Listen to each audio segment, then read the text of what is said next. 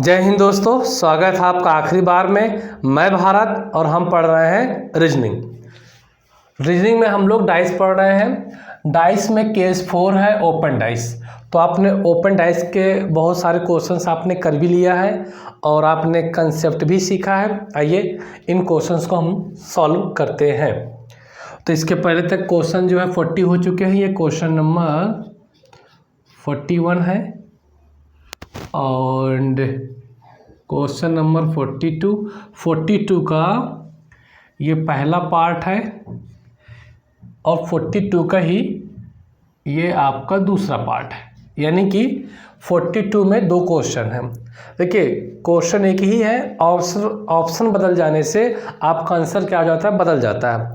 तो ये वही बंदा कर पाएगा जिससे कंसेप्ट क्या होंगे, पूरी तरीके से एकदम क्लियर होंगे। तो आइए हम इस क्वेश्चन को करते हैं। Question number 41। तो आपको पता है कि सबसे पहले तो आप अल्टरनेट चेक करते हैं, अल्टरनेट सरफेस। तो यहाँ पे बी के अपोजिट कौन सी सरफेस है, डी है। मैंने बताया था each alternate surfaces are opposite to each other.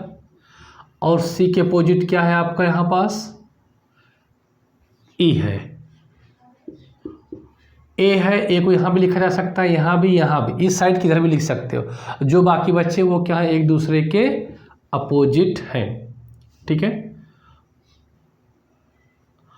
अब आप इस अपोजिट के अकॉर्डिंग अब ऑप्शन क्या करिए, एलिमिनेट करिए। ऑप्शन को क्या करिए, आप एलिमिनेट करिए कि अपोजिट के अकॉर्डिंग जो ऑप्शन आपके सभी के सभी हट सकते हैं, कैंसिल हो सकते हैं। एलिमिनेशन ट्रिक है। तो आप देख रहे हैं ऑप्शन ए क्या है, गलत है। क्यों सर, बी और डी क्या है, अपोजिट है और अपोजिट नंबर, अपोजिट संख्या, अपोजिट लेटर एक साथ दिखाई नहीं दे सकती। इसे तो आप चलिए काट दिए। ऑप्शन नंबर बी पे आइए। ए के अपोजिट क्या सी है, क्या नहीं है सर। क्या ए सी अपोजिट है, नहीं सर। क्या डी सी अपोजिट है, नहीं सर।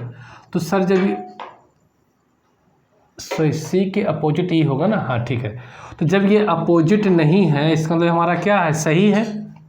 चलो आगे देख लो। तो यहाँ एफ है, सी है और क्या है, डी है। सर ये भी अपोजिट नहीं है, डी है, ई है, एफ है। सर ये भी क्या अपोजिट नहीं है, क्योंकि ये तो पड़ोसी सतह हैं। तो सर कल ही आपने सिखाया था रोटेशन मेथड। कौन सा मेथड मैंने कल सिखाया था, रोटेशन मेथड। जब आपका ये कंसेप्ट क्या हो जाए, फेल हो जाए, तो मैंने बताया था रोटेशन मेथड। अब रोटेशन मेथड के अकॉर्डिंग जो आपको सॉल्व करना है, यहाँ पे क्या लिखा हुआ है, ए सी डी। अब यहाँ पे ए सी डी को देखो। तो ए सी डी रोटेशन चेक करते हैं ना हमेशा, ए के बाद सी आता है ना। देखिए ए के बाद बी आता है, बी के बाद सी आता है, फिर डी आता है। तो बी तो यहाँ पे लिखा नहीं है, हमें ए सी डी लेना है। तो हमेशा छोटे से बड़े लेटर की तरफ चलते हैं, या कह लीजिए हमेशा छोटे नंबर से बड़े नंबर की ओर चलते हैं। तो ए सी डी, तो ए सी डी का रोटेशन लिखेंगे आप। तो ए सी डी की रोटेशन क्या है यहाँ पास, ए और सी डी की रोटेशन क्या है, क्लॉकवाइज है। क्या है, क्लॉकवाइज है। यहाँ देखो ए सी एंड डी, इसकी रोटेशन क्या है, इसकी रोटेशन क्या है, एंटी क्लॉकवाइज। मैंने कल बताया था ये जो सरफेस होती हैं, जिस रोटेशन में यहाँ होती हैं, फोल्ड करने के बाद भी वो उसी रोटेशन में छप कर आती हैं। कभी भी उनकी डायरेक्शन चेंज नहीं होती है। अगर यहाँ क्लॉकवाइज है तो छपने के बाद भी क्लॉकवाइज ही आएगा। यहाँ पे क्या एंटी क्लॉकवाइज, इसलिए ए भी क्या हो गया हमारा, गलत हो गया। सी एफ डी देखो, सी एफ और डी अच्छे समझिएगा, ठीक है। सी एफ और डी, आप एफ को यहाँ भी लिख सकते हैं थोड़ा, अगर आप चाहें तो एफ को ऐसे भी बढ़ा के लिख सकते हैं, क्योंकि मैंने कल बताया था। तब आपको क्या देखना है, सी एफ डी। तो सी देखना, हाँ किधर इधर सी एफ डी देखना है ना। तो मुझे बताओ सी के बाद क्या आएगा, एफ आएगा कि डी आएगा। सर सी के बाद पहले डी आएगा फिर एफ, यानी कि सी डी एफ ऐसे जाओगे, यानी कि एंटी क्लॉकवाइज जा रहे हो। देखो सी डी एफ, तो एंटी क्लॉकवाइज है आपका। अब यहाँ पे देखो सी डी एफ क्या, सी डी एफ ये क्या है आपका, ए भी क्या है, ये आपका क्लॉकवाइज है। ये क्या है आपका, क्लॉकवाइज है। देखो सी डी एफ ये घड़ी की सुई की दिशा में है, और सी डी एफ यहाँ देखो तो क्या घड़ी की सुई की विपरीत दिशा में, ठीक है ना। ये इधर नीचे की ओर जाएगा, ये ऐसे इस तरीके से घूमेगा। तो यहाँ पे CDF की एंटी क्लॉकवाइज डायरेक्शन, यहाँ पे CDF की क्या है, क्लॉकवाइज है। इसका मतलब कि गलत है। अगर यहाँ एंटी क्लॉकवाइज है CDF तो छपने के बाद भी एंटी क्लॉकवाइज ही आएगा। अब जो बचा हुआ हमारा आंसर है, लेकिन ये बात चेक तो जरूर करोगे। क्या चेक करना है, DEF को। तो DEF ध्यान समझना, अगर ना समझ आ रहा हो तो मैं इस चीज़ को यहाँ से हटा दे रहा हूँ ताकि आपको समझ में आ जाए। अब देखो DEF यहाँ पे देखो DEF की रोटेशन क्या है, DEF की रोटेशन है सर एंटी क्लॉकवाइज। देखो DEF ये है ऐसे, देखो ऐसे जा रहा है ना, DEF ये ऐसे घूमने के बाद ऐसे ही तो आएगा, तो रोटेशन क्या इधर है, एंटी क्लॉकवाइज है। यहाँ देखो DEF, यहाँ भी क्या रोटेशन, एंटी क्लॉकवाइज है, यहाँ भी एंटी क्लॉकवाइज है, यहाँ भी एंटी क्लॉकवाइज है। तो ये क्या है, हमारा ऑप्शन सही है, क्योंकि मैंने बताया था कि जो रोटेशन यहाँ होती है फोल्ड करने के बाद ये नंबर जब भी छपेंगे तो वो जो रोटेशन यहाँ है वही रोटेशन उनकी यहाँ भी होगी। यानी अगर यहाँ एंटी क्लॉकवाइज है तो यहाँ भी ये एंटी क्लॉकवाइज में ही छपेंगे। ठीक है, इसलिए ऑप्शन हमारा डी क्या है, सही है। तो ये था रोटेशन मेथड का कमाल। जब आपके ऑप्शन एलिमिनेट ना हो तो आप इस मेथड का यूज कर सकते हैं। तो मैंने क्या है, इन चीज़ों को बता दिया। क्लियर हो गया? चलिए इसे मैं रफ करता हूँ। ठीक है ना, चलिए मैं क्लियर करता हूँ आपको। ये बातें क्लियर हैं, समझ में आ रही बात? हाँ ठीक है, अगर चीज़ें समझ में आ रही हैं तो बहुत अच्छी बात है।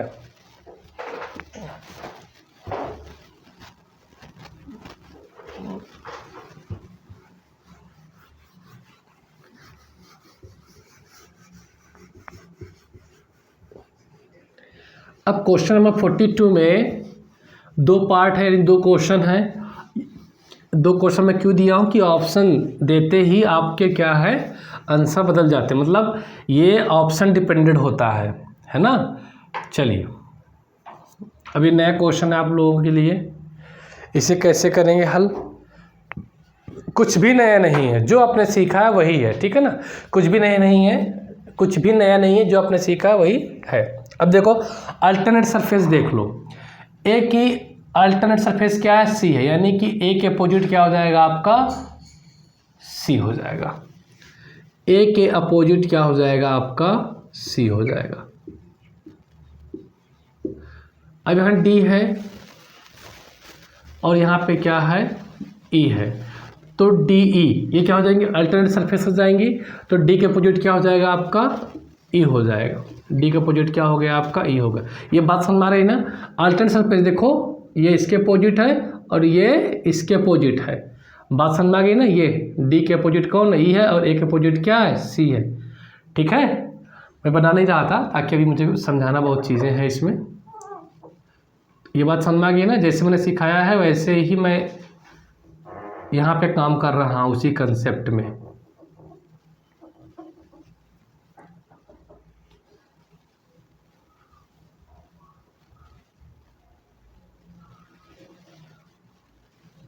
चलिए ठीक है।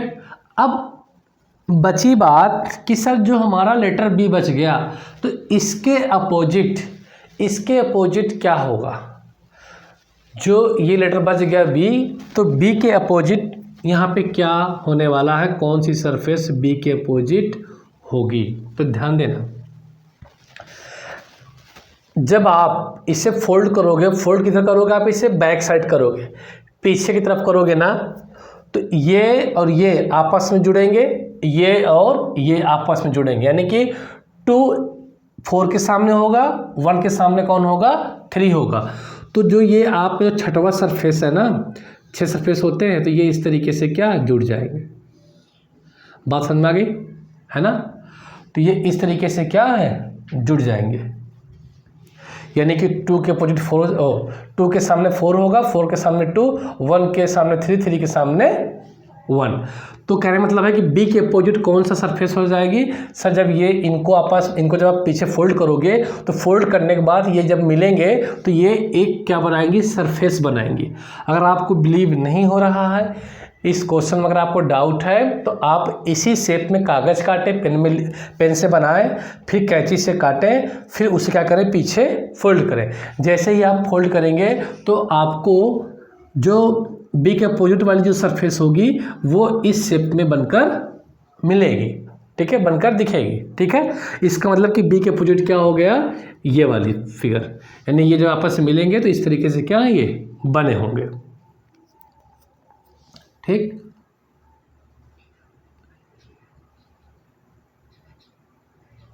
इस तरीके से, ठीक है। चलो, तो आपको मालूम चला कि ए के अपोजिट सी है, डी के अपोजिट ई है और बी के अपोजिट ये वाली फिगर जब आपस में मिलेंगी तो एक फिगर एक सरफेस बनाएंगी जो बी के क्या होगी, अपोजिट होगी। ये किसके अपोजिट है, ये है आपके बी के अपोजिट, ये आपके डी के अपोजिट है। अंडरस्टूड है इतना। अब इस जो हमने सीखा अपोजिट के अकॉर्डिंग, पहले हम उस हिसाब से आंसर अपन दे लेते हैं। अब देखो क्या हमारा ए ऑप्शन सही है, ए सी है यहाँ पे, और ए सी क्या अपोजिट है, तो एक साथ दिखाई नहीं दे सकती हैं अपोजिट सरफेस। बी ई और ये 1 2 3 4, आपको पता है कि बी के अपोजिट क्या है, आपको ये वाली सरफेस है, और बी और ई, बी है और ये वाली सरफेस भी दिख गई नंबर वाली, तो ये भी दो अपोजिट है तो दिखाई नहीं दे सकते। यहाँ देखा जाए डी और ई, तो डी और ई क्या है, अपोजिट है, तो एक साथ दिखाई नहीं दे सकते। बचा क्या, बी डी और सी, तो ऑप्शन डी आपका क्या हो गया, करेक्ट हो गया। ऑप्शन डी क्या हो गया आपका, करेक्ट हो गया, क्योंकि ये तो सब पड़ोसी सतह है। एक कंसेप्ट और सीख लो आप, ए का यहाँ पे अपोजिट कौन है, सी, ए का अपोजिट यहाँ सी है, बाकी जो सरफेस बची ना वो सब ए की क्या है, पड़ोसी है, यानी कि एडजेसेंट है। क्या वो एडजेसेंट है, सिर्फ एक ही पड़ोसी होती है, बाकी की जो सरफेस बचती हैं वो हो जाती है हमारी एडजेसेंट। जैसे अब बी की बात किया जाए तो बी का अपोजिट सिर्फ ये है, ये वाली सरफेस, बाकी ये सब क्या है, इसकी पड़ोसी सतह है, ठीक है। बात समझ में आ गई, तो ऑप्शन डी हो गया करेक्ट। अब क्वेश्चन नंबर 42 का जो दूसरा पार्ट, अब बताओ इसमें से कौन सा ऑप्शन आपका सही है, ये आपको बताना है। तो पहले वाले ऑप्शन को अगर आप चेक करेंगे, तो पहले वाले ऑप्शन को अगर आप चेक करते हैं तो ध्यान देना, ए ई और ये नंबर, तो ए ई और ये नंबर, सर ये तो अपोजिट नहीं है, इसका मतलब ये क्या है, सही है ना, तो इसका मतलब क्या है, ये सही है। डी सी और ये नंबर, डी सी और ये नंबर, सर ये भी तो सही है, ये भी क्या है, सही है आपका, क्योंकि अपोजिट के जिस हिसाब से हम चेक करें उस हिसाब से भी हमारा आंसर सही है। सर डी है ये नंबर, ये भी सही है, और ये भी क्या है हमारा सही है, क्योंकि यहाँ पे कोई भी अपोजिट सरफेस है नहीं, अपोजिट लेटर तो है नहीं यहाँ पास। क्या हमारे चारों आंसर सही हो जाएंगे, नहीं। देखो ऑप्शन अगर ये दिया जाएगा तो आंसर आपका ये होगा, अगर ऑप्शन ये नहीं दिया जाएगा, अगर ऑप्शन ये दिया जाएगा तो आंसर कुछ और होगा। तो आंसर क्या होगा वही समझना है मुझे, एक चीज ध्यान देना।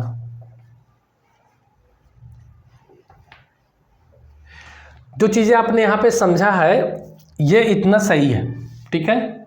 अब आपको यहाँ पे क्या समझना है, अब आपको इस फिगर में क्या समझना है, ध्यान दीजिए। देखिए ए बी सी डी और ई, ये जो सरफेस है इनकी रोटेशन जैसे भी यहाँ पे है, जैसे भी इनकी रोटेशन यहाँ पे दिख रही है, छपने के बाद भी इनकी वही रोटेशन होगी जो भी आपने सीखा है। अगर ये यहाँ पे क्लॉकवाइज है तो छपने के बाद यानी कि फोल्ड करोगे फिर जो नंबर प्रिंट होंगे तब भी उनका जो डायरेक्शन क्या होगा, क्लॉकवाइज ही होगा।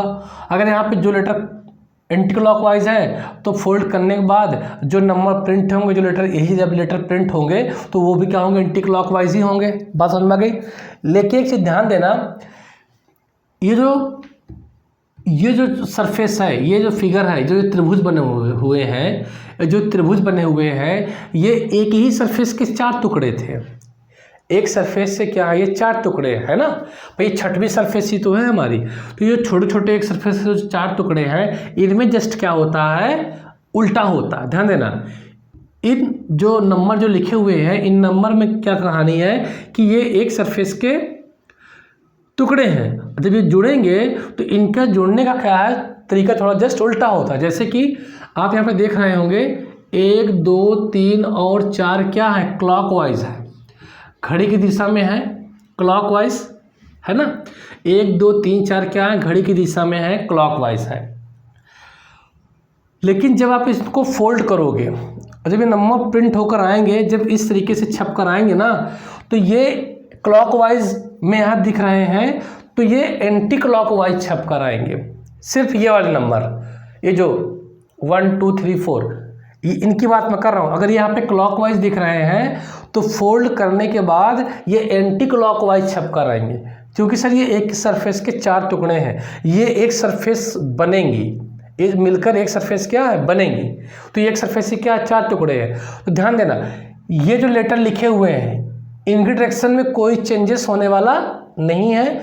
चेंजेस सिर्फ जो होगा वो इनमें होगा 1 2 3 4 में, इनकी जस्ट कहानी उल्टा है। अगर ये यहाँ पे क्लॉकवाइज दिख रहे हैं तो छपने के बाद जब इसको फोल्ड करोगे जो नंबर प्रिंट होंगे तो वो क्या होंगे, एंटी क्लॉकवाइज में होंगे। किस में होंगे, एंटी क्लॉकवाइज में होंगे। देखो यहाँ 1 2 3 4 क्लॉकवाइज है ना, यहाँ 1 2 3 4 किस में है, एंटी क्लॉकवाइज में। देखो घूमो, 1 से 2 2 से 3 3 से 4 जाओगे, देखो ये किस में है, ये एंटी क्लॉकवाइज में।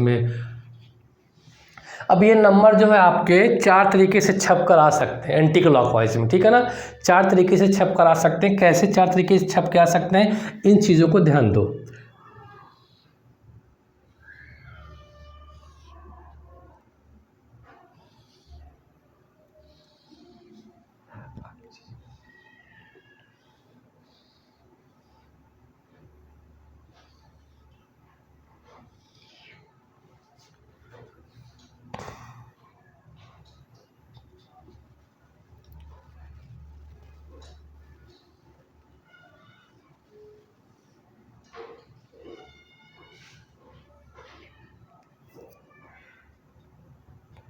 यही नंबर जो है आपके 4 तरीके से छप के आ सकते हैं। चलो एक तो मैं बता ही रखा हूँ पहले से, बट फिर भी मैं बस समझा देता हूँ। और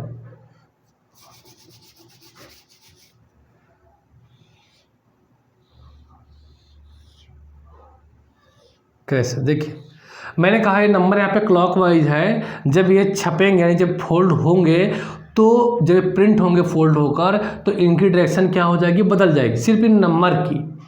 बाकी जो सरफेस लिखी हुई है A B C D E, ये यहाँ जिस डायरेक्शन में है छपने के बाद भी उसी डायरेक्शन में आएंगी।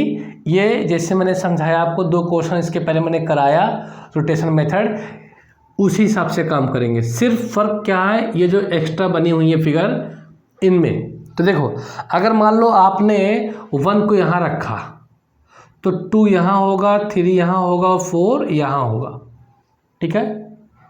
देखो इनकी डायरेक्शन, देखो इनकी डायरेक्शन क्या, एंटी क्लॉकवाइज है। क्या है ये, एंटी क्लॉकवाइज है ना। वहाँ पे क्या, क्लॉकवाइज। अगर मान लो आपने 1 को यहाँ रखा तो 2 यहाँ होगा, 3 यहाँ होगा, 4 यहाँ होगा। डायरेक्शन कैसी है इनकी, इनकी डायरेक्शन है भैया आपकी एंटी क्लॉकवाइज। अगर आपने 1 को यहाँ रखा तो 2 यहाँ होगा, 3 यहाँ होगा, 4 यहाँ होगा। इनकी डायरेक्शन कैसी है, इनकी डायरेक्शन है आपकी एंटी क्लॉकवाइज। अगर आपने 1 को यहाँ रखा तो 2 यहाँ होगा, 3 यहाँ होगा, 4 यहाँ होगा। इनकी डायरेक्शन कैसी है, देखिए एंटी क्लॉकवाइज है। तो देख रहे हैं जब भी ये छप कर आएगा तो इन चारों में से कोई एक फिगर आपको देखने को मिलेगी। इन चारों में से कोई एक फिगर क्या आपको देखने को मिलेगी, ठीक है। ये बात समझ आ गई।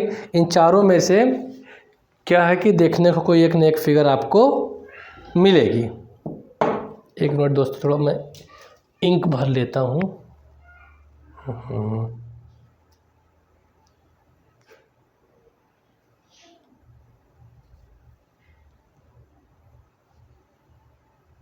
चलो यही सही, किधर गई इंक।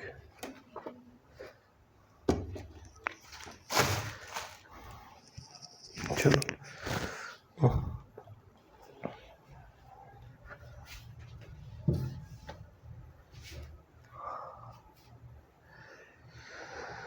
इनका तो पता है नहीं, बाद में भरते हैं, देखते हैं बाद में। तो ये बात समझ में आ गई आप लोगों को किस तरीके से जो हमें इसे करना है ना। चलो मिल गई।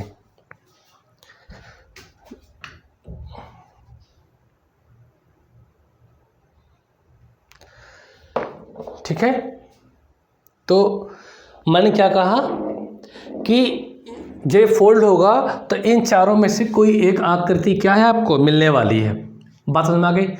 अब एक खास बात क्या है, मैंने आप हमेशा कहा कि 2 के जस्ट सामने आपका 4 होगा, चाहे जिस कंडीशन में हो। अगर मान लो 2 हो तो ये क्या होगा, यहाँ पे 4 होगा। आपने देखा भी होगा जस्ट 2 और 4 क्या है, सामने सामने है। और 1 और 3 की बात किया जाए तो 1 और 3 हमेशा आमने सामने होंगे।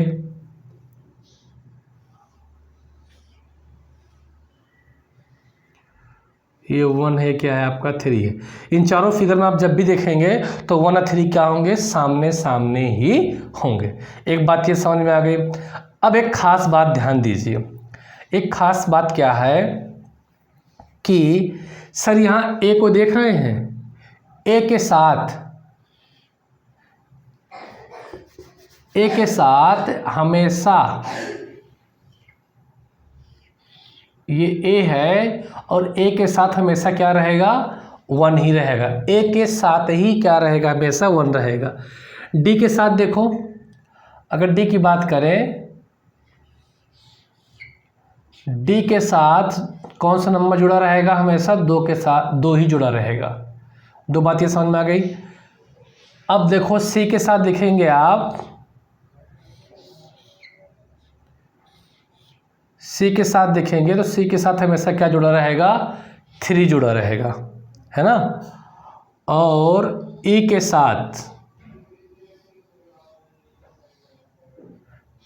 साथ हमेशा क्या जुड़ा रहेगा, 4। ये बात सत्य है। ठीक है, एक बात ये भी ध्यान देना है आप लोगों को, ये 3 कंसेप्ट है ना।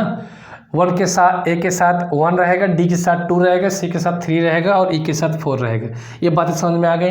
अब आओ क्वेश्चन को हल करने। देखो ए के साथ हमेशा क्या रहेगा, 1 रहेगा, लेकिन यहाँ ए के साथ क्या है, 4। गलत हो गया। रोटेशन चेक कर लो।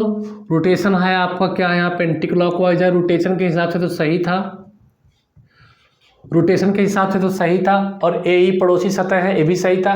लेकिन गलत क्यों हुआ, गलत इसलिए हुआ कि ए के साथ क्या रहेगा, 4 रहेगा, इसलिए गलत हुआ। अब यहाँ पे देखेंगे डी के साथ हमेशा, देखो डी सी ठीक है, यहाँ पे रोटेशन गलत है क्योंकि यहाँ डी के साथ क्या होगा, हमेशा डी के साथ क्या होगा, 2, तो डी के साथ 2 है। सी के साथ क्या होगा, 3, तो सी के साथ क्या, 3। ये बात सही है, लेकिन 2 के सामने होगा 4। यहाँ 2 के सामने 4 नहीं है। 2 के सामने क्या होगा, 4 होगा। देखो 2 के सामने क्या होगा, हमेशा 4 होगा, तो ये क्या हो गया, गलत हो गया। अब देखो ए डी तो सही है। अब रोटेशन चेक करो, 1 2 3 4, 1 2 3 4, तो रोटेशन क्या, क्लॉकवाइज है। और यहाँ रोटेशन क्या है, क्लॉकवाइज है। मैंने कहा जब फोल्ड होगा तो फोल्ड होने के बाद रोटेशन क्या होगी, इनकी बदल जाएगी, लेकिन यहाँ पर रोटेशन बदली नहीं है। इसका मतलब क्या है, गलत है। अब आखिरी की जो बचा वो हमारा क्या है, सही है, सी और ई। देखो सी के साथ ई होगा, 3 होगा, 3 है। ई के साथ 4 होगा तो ई के साथ 4 है। एंड देखो यहाँ पे 2 बार 3 लिख दिया हूँ, गलत मैंने लिखा है। यहाँ पे क्या है, एक जगह 2 है। अब 1 से 2 जाओ, 2 से 3, 3 से कहाँ आ जाओ, 4। रोटेशन कैसी है आपकी, ये एंटी क्लॉकवाइज है। रोटेशन क्या है आपकी, एंटी क्लॉकवाइज है वो, और एंटी क्लॉकवाइज आने भी चाहिए, एंटी क्लॉकवाइज आने भी चाहिए। ये वाली है आपको छप के मिल रही है, ये वाली डायरेक्शन। देखो तो ऑप्शन डी क्या हो गया हमारा, करेक्ट हो गया। ठीक है, तो आप देख रहे हैं कितना अच्छा, शानदार और जानदार सवाल था। मैंने पूरा प्रयास किया है आप लोगों को समझाने के लिए, है ना। अगर नहीं समझ में आया है तो आप मुझे जो है एक बार कमेंट करके बता सकते हैं। तो मैं जब तक इंक भरूँगा तब तक आप अच्छे से इसे जो है छाप लीजिए, नोट कर लीजिए। ठीक है, स्क्रीनशॉट ले लीजिए और समझने का प्रयास भी किया करें आप लोग। ऐसा नहीं है अगर आप समझने का प्रयास नहीं करेंगे तो फिर चीज़ें जो है नहीं हो पाएंगी। ठीक है, जो चीज़ें हैं फिर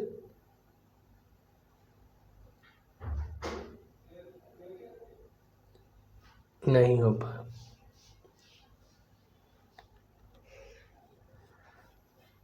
चलो रफ कर दूं मैं, बोलिए रफ कर दूं।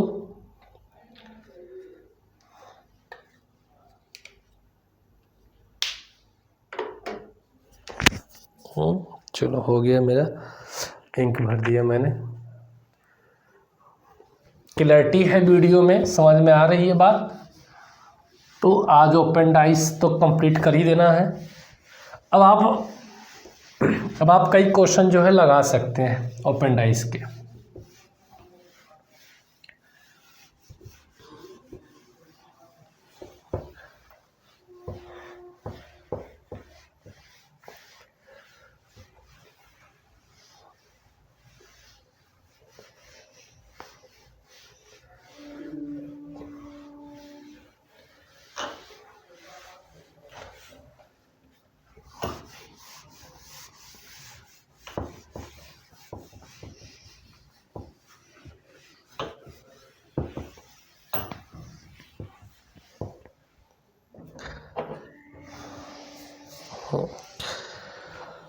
तो आइए, इंक तो गायब था, मुश्किल से मिला।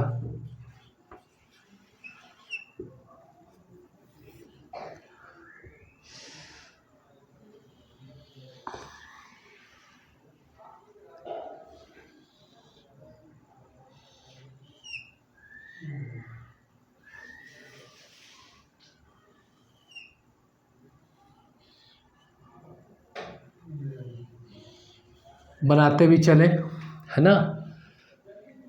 1 2 3 4 5 अभी इनकम्प्लीट है, अभी इसे कंप्लीट करूँगा, पहले आप लोग बनाते चले। एंड 4 ऑप्शन इसके।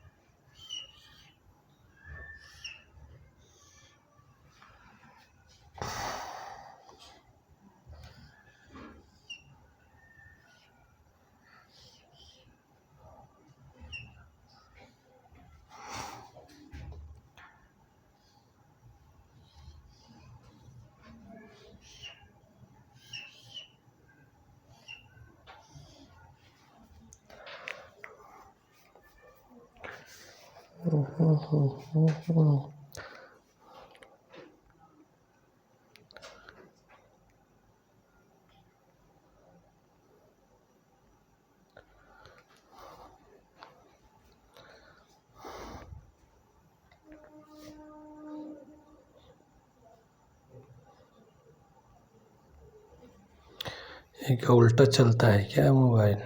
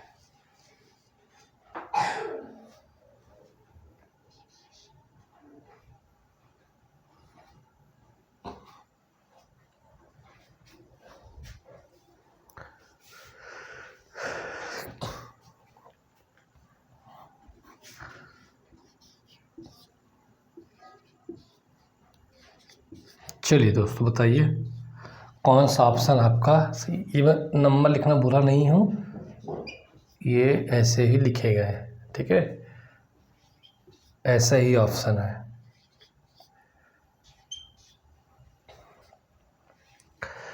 चलिए देखिए बताइए, फटाफट बताइए कैसे करेंगे इसे हम, है ना। सारी चीज़ें आपको बता दी गई हैं और आपको मालूम है कैसे करना है, क्या करना है। यानी कि ये डाइस का लास्ट स्टेज है फिलहाल, है ना। सारी चीज़ें आप लोगों ने क्या कर रखा है। चलो 43 करते हैं हम लोग। तो 43 करेंगे तो alternate surface opposite to each other, ये मालूम है आपको। यहाँ पे P के अपोजिट क्या है आपका, P के अपोजिट है U, बताने की जरूरत नहीं है मुझे क्योंकि लास्ट है। और यहाँ पे M के अपोजिट क्या है आपका T, M के अपोजिट क्या है आपका T है, बचा क्या N।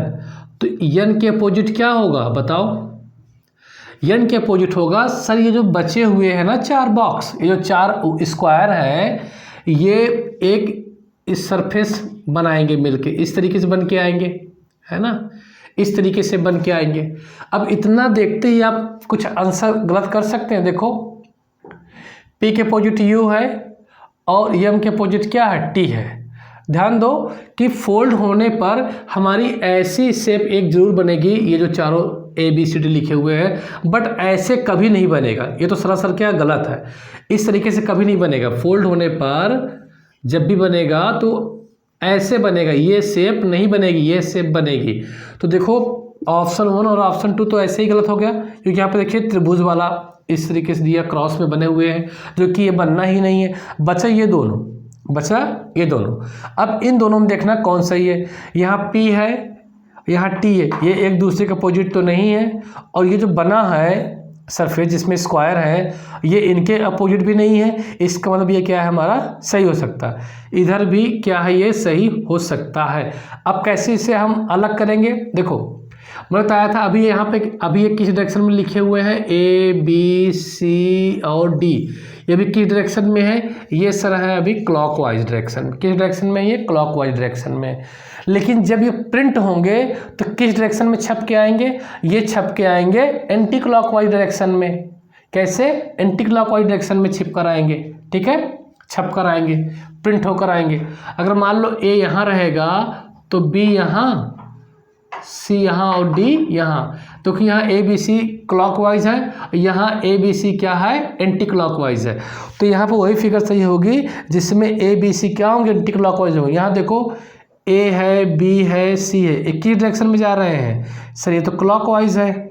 घड़ी की सुई की दिशा में देखो ऐसे ऐसे घूम रहे हैं, तो इसका मतलब क्या गलत हो जाएगा, बचा क्या 3 ऑप्शन सही। क्यों, देखो यहाँ A, B एंड C और D, ये किस में जा रहा है आपका, ये जा रहा है एंटी क्लॉकवाइज, घड़ी की सुई की विपरीत दिशा में।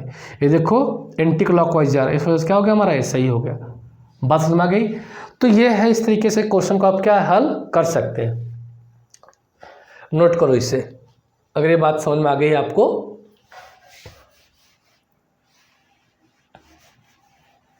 यहाँ पे हल करते हैं। देखो इस ब्लैंक सरफेस के अपोजिट ये ब्लैंक सरफेस है, और इस ब्लैंक सरफेस के अपोजिट ये वाली ब्लैंक सरफेस है। बाकी जब आप इसको इस फिगर को फोल्ड करोगे, तो जब आप इस फिगर को फोल्ड करोगे ध्यान दीजिए कि फोल्ड होने पर कैसे दिखेगी भैया, ये किसके अपोजिट होगी, A के अपोजिट होगी। अब फोल्ड होने पर आपको कैसे दिखेगी, ऐसे दिखेगी, ठीक है ना, ऐसे दिखेगी, बात समझ में आ गई।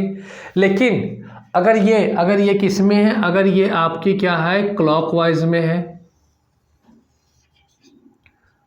क्लॉकवाइज में है, ऐसे देखते हैं ऊपर से, तो ये फोल्ड हुई किस में, एंटी क्लॉकवाइज में होगी। किस में होगी, ये एंटी क्लॉकवाइज में होगी।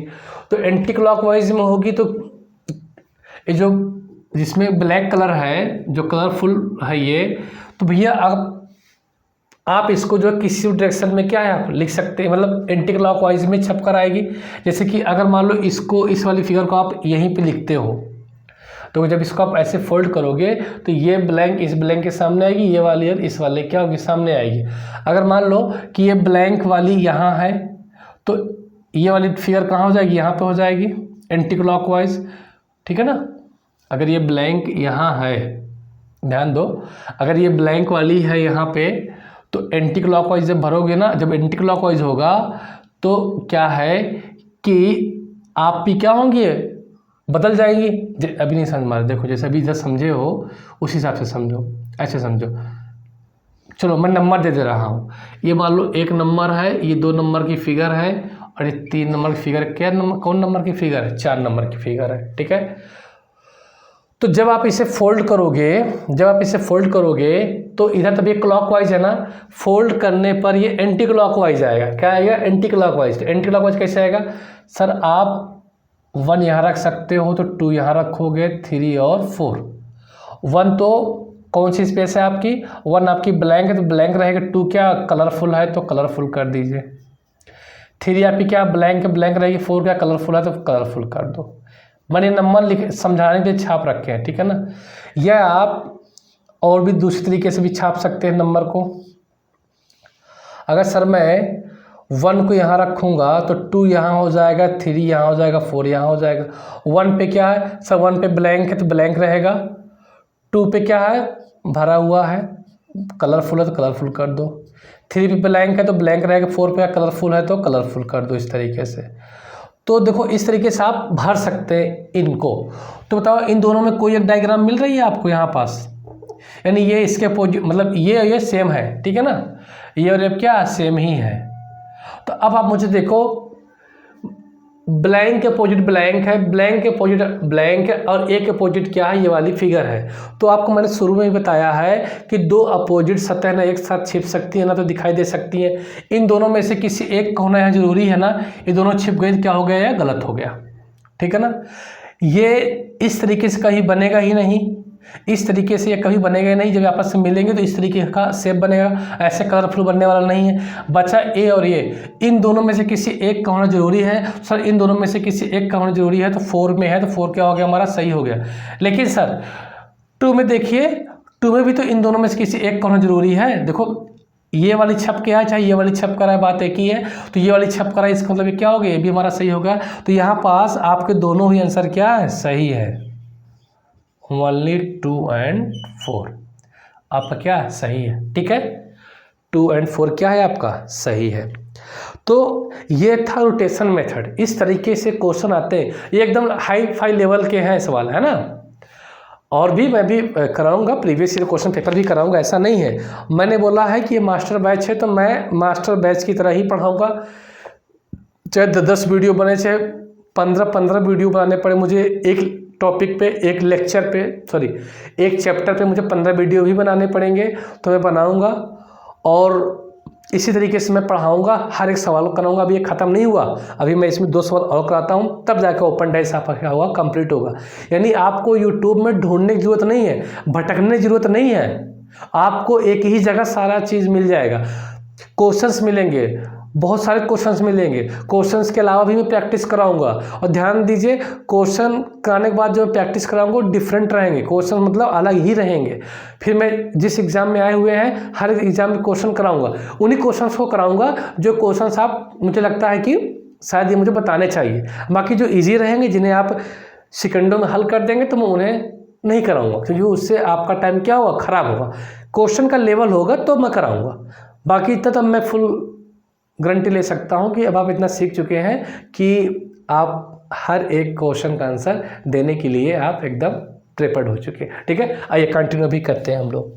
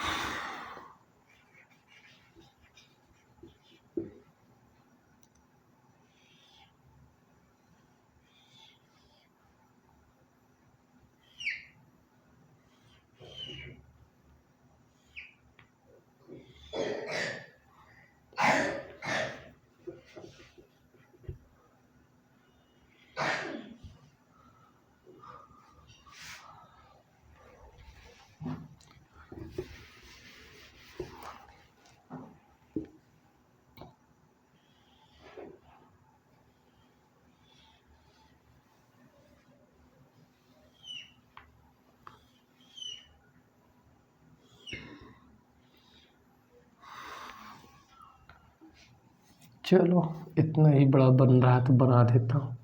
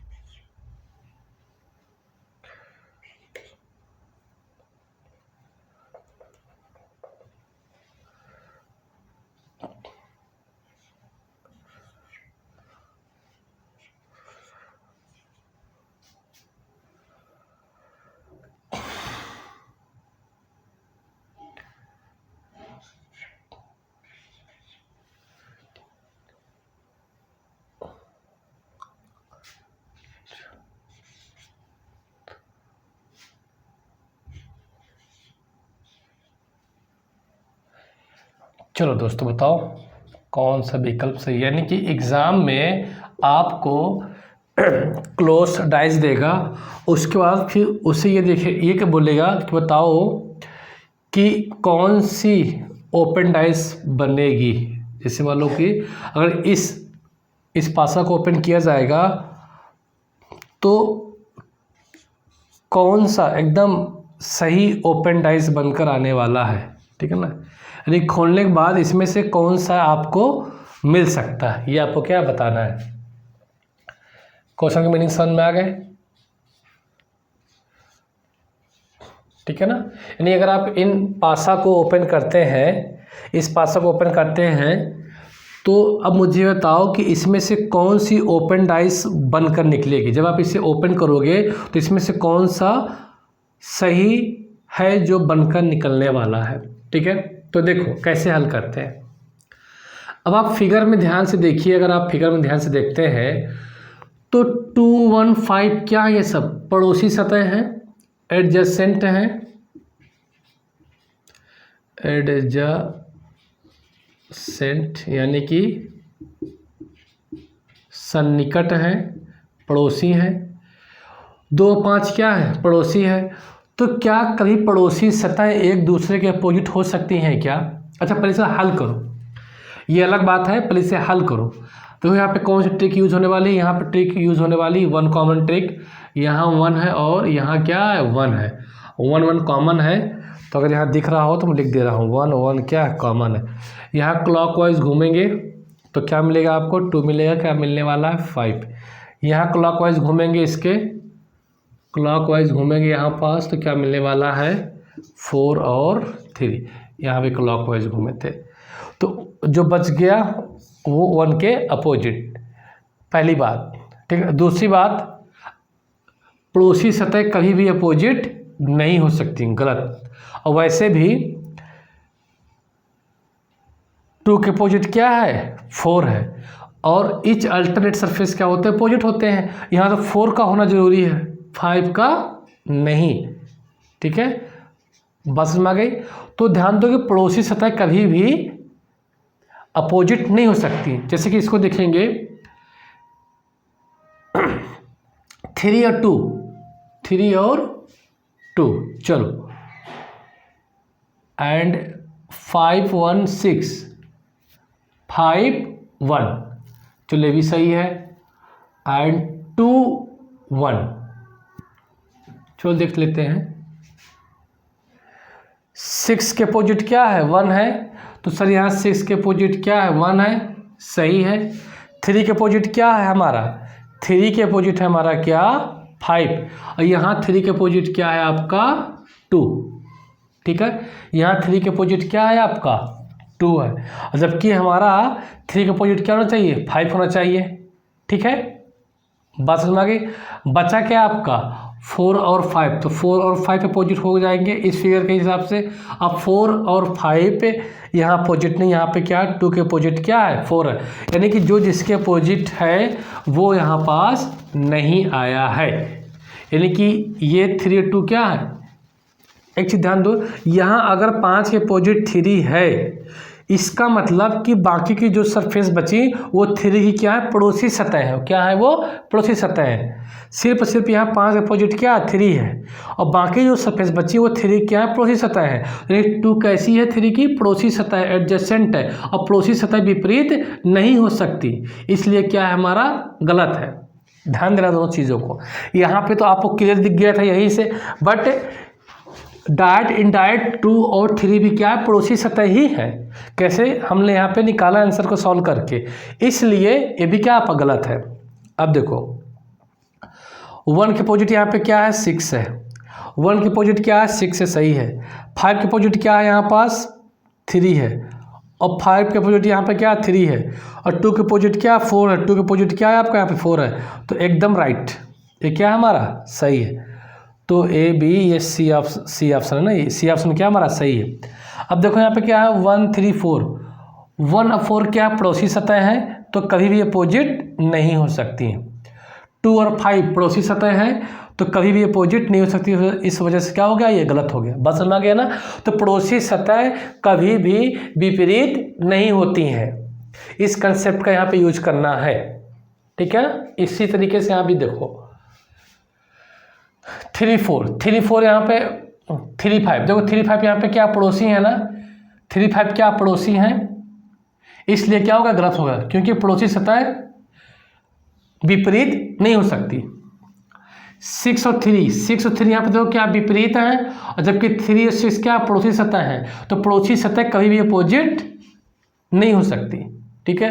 4 1 3, देखो 3 और 4 क्या पड़ोसी सतह हैं, तो यहाँ पे क्या अपोजिट में लिखे हुए हैं, अब पड़ोसी सतह कभी भी विपरीत नहीं हो सकती, गलत।